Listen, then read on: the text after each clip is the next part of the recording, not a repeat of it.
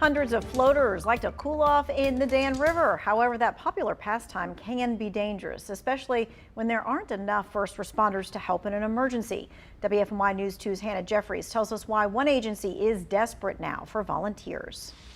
On hot summer days, 90s above, everybody comes to then, because chilling in the river, it cools you off pretty good. people from near and far come to Madison to hop on a tube and float down the river. Just to get away from the house for a while and just have a little bit of relaxing fun out in nature. Hundreds of people will ride the river this summer, and while it may be fun, it can be dangerous. Saturday, Madison firefighters were called to get a man out of the water. He's in critical condition. We had to stop the train to get down there to assist.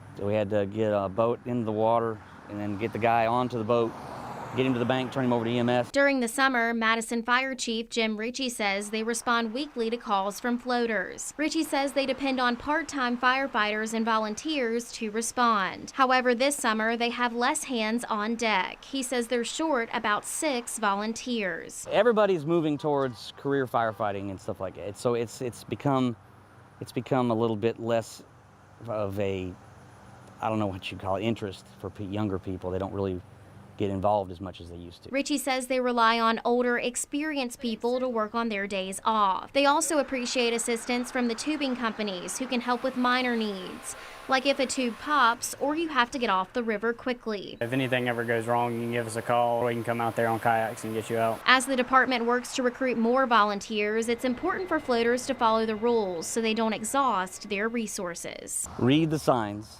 wear your vests, try to avoid the alcohol on the river. It's a fun place, but it's not an amusement park. Now, if you're interested in becoming a volunteer, drop your application off at the Madison Fire Department.